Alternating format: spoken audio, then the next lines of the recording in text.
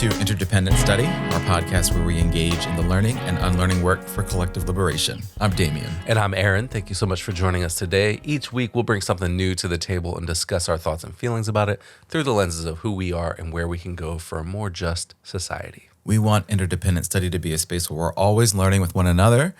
Aaron, you're up this week. What are you bringing to the table today? I'm bringing an article from the latest issue of Hammer and Hope, Yes. which is called Where Was the Resistance to Trump's Megabill of Debt, Death, and Deportation? It was written by Dr. Shamell Bell and focuses on a specific direct action that people with disabilities took in the Capitol Rotunda, where they were protesting the OBBA and the effects it will have on people with disabilities and more. I might have missed a B there. I thought you did, but I don't care. Yeah. That's how bad it is. Exactly. It's missing a B because it's so bad. Yeah. Okay. Dr. Bell says toward the beginning of the article, while reflecting on the direct action, quote, "The violent response to dissent over this legislation mirrors the violence of the Debt, Death, and Deportation bill itself. The police presence wasn't for public safety, it was punishment. I looked around and had a grave thought. Our government is at war with us." Which I think tells the story Yes. for where we're at now. We've been here for a while, but sometimes the war is more covert than this. But as we've talked about with the OBBA, There you go. You've collected all the B's to make up for it. yeah, I don't have to say as many in the future. There you So go. we said that this was a blatant disregard of regular people. And this article makes a lot of great arguments about the current state of things and where we might be able to go. But let's get into it. Where do you want to start? Yeah, I thought this was a really fascinating and compelling piece for a lot of reasons. I really appreciated both Dr. Bell's perspective in this piece and sharing her experience with those organizers, like you mentioned, being at the Capitol back in June when, you know, these activists and organizers gathered to protest the act itself. But I also really appreciated her call to action in this piece based on that experience and what she's observing about the impact of this bill, particularly on folks with disabilities, but really all of us. And I think sort of collectively based on what we've just been experiencing, you know, these past few years to sort of stand up to and fight fascism. That's really her call here. And I was drawn in right away in this piece because she talked about her experience at the Capitol, and you sort of named a piece of the quote. The fuller part of the quote was, she said, quote, "I wasn't there to be arrested. I was there to witness, protest, and provide jail support. As a disabled Black single mother in the midst of a job search, that was how I could show up. I saw an older man in a wheelchair being detained. He used a communication device to speak, and I watched in horror as the screen flickered with the words he couldn't say aloud. All he wants to do is kill people with disabilities," as officers restrained him. And then she goes on to say the quote that you shared, "The violent response and dissent over this legislation mirrors the violence of the Debt, Death, and Deportation bill itself. The police presence wasn't for public safety, it was punishment." She goes on to say, "I looked around and had a grave thought. Our government is at war with us. The organizers among us who are capable of offering the most potent resistance because of lived experience, strategic clarity, and deep ties to the community are overwhelmed and scattered, fighting on multiple fronts. To build a united front, we must begin by refusing to leave our disabled comrades behind." And I was drawn in with that quote. And, you know, I think there's a lot to unpack there. First is this idea of like showing up however you can. And she talked about that and she named what her circumstances were. And I appreciated her transparency there and sharing that. But we've talked about this before on the podcast. Like we all have to figure out how we can show up in this fight and get in wherever we fit in, do whatever your capacity allows. That's really important. And we all can play a role there. But, you know, you said it too. I was really struck by that comment. Our government is at war with us. Yeah. And I feel like I say this often, and we talk about this too, the violence and the cruelty is the point. And, you know, it's such a shame that that's where we're at, but it's unfortunately the case. Yeah, there's a very particular strain of disposability that I think they're trying to reinforce. Yes. And it gets into more of that as we go through this article. Yeah. Well, one piece that I really think is important is the way that Republicans seem to be funneling people into labor. Speaking of how we find ways to dispose Yes. of people. Yes. So Dr. Bell says, quote, the law imposes new work requirements on Medicaid and SNAP recipients in the name of efficiency. Yet legislators know that many recipients cannot work because of chronic illness, caregiving responsibilities, or the instability of the gig economy. The convergence of anti-immigration actions and work requirements produces and exploits labor precarity in a sinister double move. The state is manufacturing desperation and then weaponizing it as labor policy. As ICE removes immigrants by force from some of the most precarious and low-wage jobs, including harvesting fruits and vegetables, the labor gap will be filled by people who are desperate to meet the new work mandates in any way possible. So they're creating this issue and solving it with other people who are desperate to continue to have enough food to put on the table, or to have enough money to keep a roof over their head, or to be able to continue to pay the bills that help whoever they're giving care for continue to live, which is why capitalism is designed as an exploitative economic system. And instead of regulating that and managing that, this bill just accelerates it and amplifies it. And you know, it's a shame that we have to force people to work for an income in order to have the basics needed to survive, particularly for everybody, but particularly in situations where somebody can't work because of whatever reasons that they just listed, like chronic illness or caregiving responsibilities, or not even being able to hold down a job because of how it's been deregulated through gig economy stuff. Yes. Right. Like we've talked about it before. The point is of capitalism is to have people who are on the bottom, and then to just say, well, the dice that you rolled said that you lose. Yes. So and you will always lose. Good luck. And yeah, it's basically just disposing of people in any way they can and then blaming them for it. There's a lot in that. Oh yeah.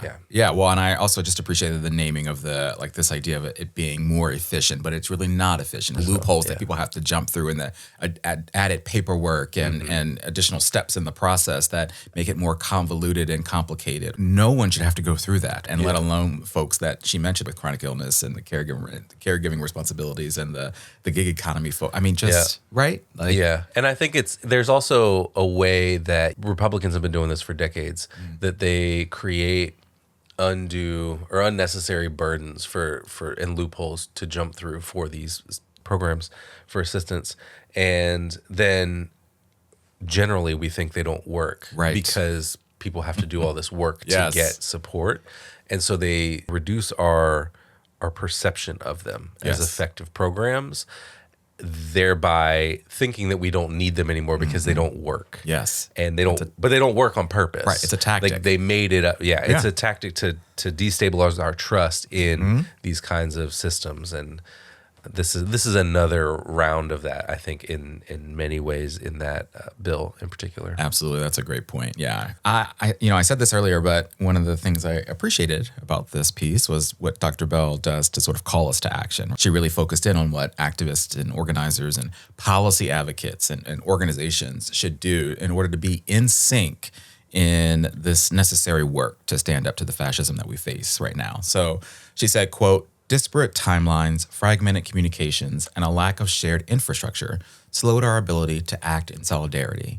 That made it difficult, in turn, to focus public attention before it was too late.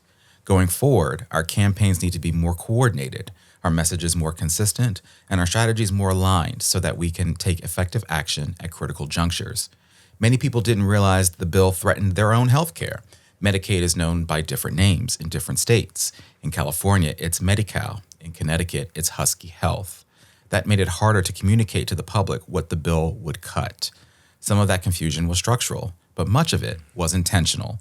Republican lawmakers released misleading summaries, rushed committee hearings, and buried major changes in legislative text released at the last minute. Republicans engineered disengagement through confusion and delay in order to obscure the harm and weaken public resistance.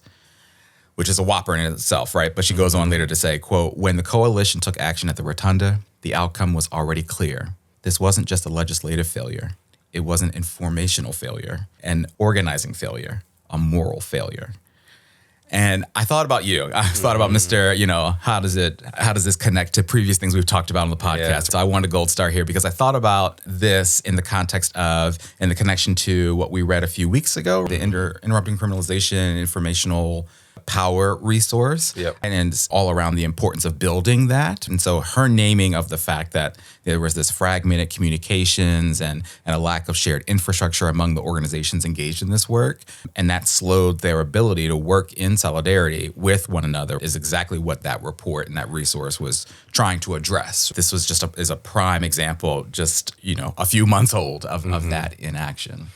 Yeah, and I think that is a good example, and what they're trying to do with that interrupting criminalization informational power building resource is think about how can organizations like in this coalition build up the capacity to challenge the information that's being presented. So you talked about the Republicans and the way that they are releasing misleading statements and all that stuff, which I want to talk about a little bit more here in a second. Okay. But that's an example of how these organizations can fill a void and counteract that misinformation. Absolutely.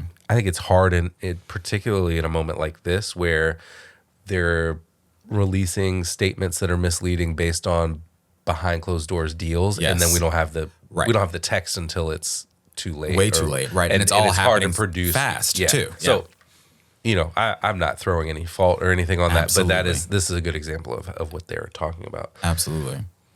So let's get back to our elected officials. Okay. I think you mentioned that piece about what the Republicans did. I also want to talk about the Democrats and the ineffective Democratic leadership who seem to have no idea about what they're doing or how to be an opposition party in the face of an authoritarian regime. Yes. So let's talk about the Republicans first. You quoted Dr. Bell and talked about the misleading summaries, the rush committee hearings, the buried major changes in legislative text released at the last minute. Right. They engineered disengagement through confusion and delay to obscure the harm and weaken public resistance. Right. And I think that's despicable. Yes. In a government that's supposed to be for and of the people. And it's in direct opposition to their stated values.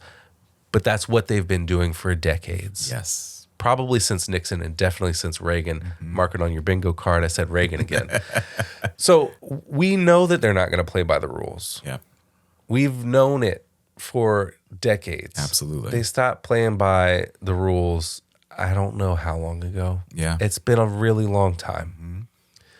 And then we have the Democrats. And Dr. Bell talked about how they gave up the leverage they had back in March as we were approaching a government shutdown.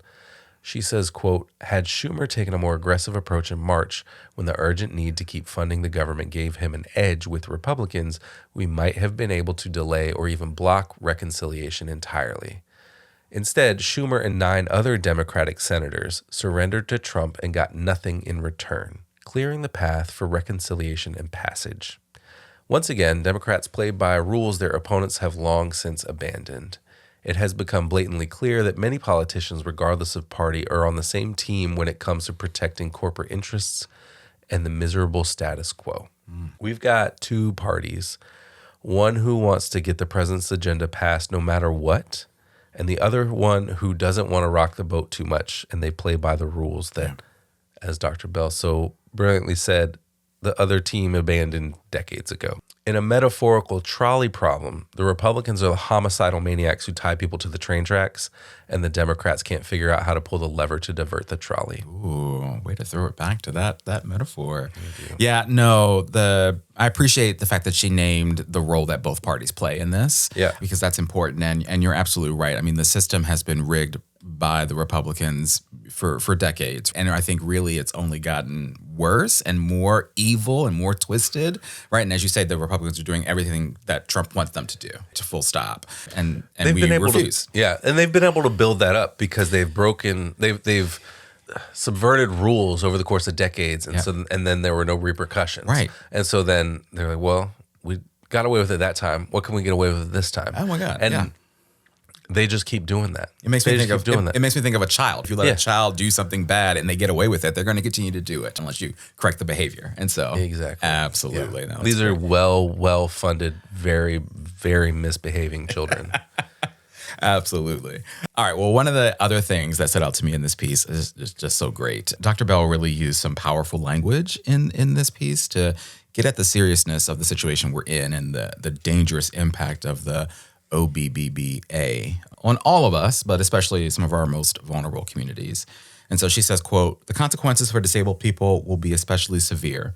Stripping Medicaid, enforcing work requirements, and underfunding community care systems push disabled individuals further into poverty, institutionalization, and death.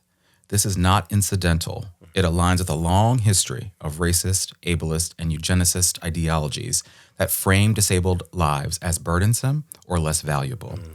We must recognize Trump has placed a direct attack on disabled survival. This legislation treats care as a reward rather than a right.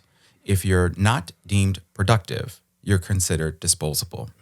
The state doesn't want us living well and freely. It wants control. Control over who can give birth, who can be educated, who can be cared for, and who can dream. And the corporate interests that fund the politicians, they want profits. Control is only half the story. Slashing and privatizing public goods opens massive streams of wealth for private entities. What they can't dominate, they extract." And again, such powerful language there, and she's absolutely right. We're not just witnessing who this administration thinks is disposable, right? When we've talked about that a lot here, we're witnessing them actively working to dispose of those folks. Yeah. And with the passage of this bill, we're going to see healthcare gutted in ways that, are going to be really hard to come back from, I think. And the impact that that's going to have on disabled and vulnerable communities and is really hard to fathom. And we've already seen what this bill has done to infuse more funding for ICE and and the impact that has already had on this country, sort of in every corner of our country. And so for me, just the language and the call to action in this piece is huge and so necessary. And I appreciate Dr. Bell for it. Yeah. And I think, there's so much to that. Yeah. All right. Well, let's talk about application. Okay. How do we apply this article to our day-to-day lives, as you have already started to do? So my application is from this powerful point that Dr. Bell makes about the differences between mobilization and organization. She says, quote, "We've seen that people can flood the streets in powerful moments, like the uprising of 2020 and the No Kings protests across the U.S. this year. These moments reveal our collective capacity for outrage and action. Mobilization and organizing are not the same thing, though. Mobilization is often reactive and temporary, while organizing is strategic, sustained, and rooted in political education and relationships. Mass mobilizations capture public attention, but deep organizing is what builds lasting strength. We can train organizers at the grassroots level, then plug them into sustained campaigns with the goal of creating a united front." And I think that's a crucial lesson. Yeah. Organizing gives people something to do when they're feeling mobilized. When you're feeling mobilized and you got nowhere to go, that's because the organizing wasn't there. Absolutely. And whether that's a meeting or a phone bank or a march or a demonstration or going into the Capitol Rotunda to shout at whoever will listen that this legislation will kill people, organizing gives us the roles to do the work when masses of people are sharing in some kind of collective rage and feeling like they should act. And so I really appreciate that point that she makes about the differences and the need for us to have as many people organizing as possible to hold that space so that when we are mobilized on a mass scale, there's places for people to go and to direct that anger and to direct that big message or action or whatever it might be. Yeah, I know. I loved that. I don't think she's saying that, we don't need mobilization. No, it's both. We need both. But we absolutely need sort of concerted, intentional organizing. And as you say, we need places for people to go when they've got that energy and when it's high. And when we've made, she mentioned the No Kings protest and the uprisings of 2020. Yeah. We're like, we need the organizing. We need that action. Yeah. As well. Yeah. Absolutely. And that's great application. My application comes from what I've been talking about, how, Dr. Bell really uses this piece as a call to action, right? To fight against fascism and authoritarianism and the violence we're facing in this country right now. And so towards the end of the piece, she says, quote, "We need a united front against fascism. We need to come together around a proactive vision for the future we want to build and to enjoy together. We need to use our imaginations and ask what liberation looks like in practice and how it can be embodied in new institutions and policies. Imagine a right to live that includes guaranteed health care, housing, income with no work requirements, no deportations, and no exclusions. Imagine a right to learn that entails free education, living wages for cafeteria and maintenance workers, access to health care for students and staff, and the resources required for everyone to thrive within educational environments. This is the future that the right wing fears, one in which people's needs are met. And I just remember reading that and being like, what a world that would be. Yeah, well, it would be incredible. Yes, absolutely. Yeah, I think there was a lot of inspiration she drew there from the United Front conference that the Black Panthers helped lead back in the 60s, I believe, and thinking about what do we do to bring that kind of idea back around as a United Front Against Fascism, which was the name of that conference, I believe. Right. All right, well, let's talk about homework. What do we want to do to continue our learning and unlearning work beyond our conversation today? Mine's very, very quick, very obvious probably. Read more of this issue of Hammer and Hope because it is chock full of great stuff as usual. I love that. Yeah, so how about you? My homework is, I'll co-sign that, but my homework is to check out some of the work of the organizations that Dr. Bell mentioned in this piece. So she, at the top, referenced this coalition of organizations that gathered in the Capitol to protest this stupid bill.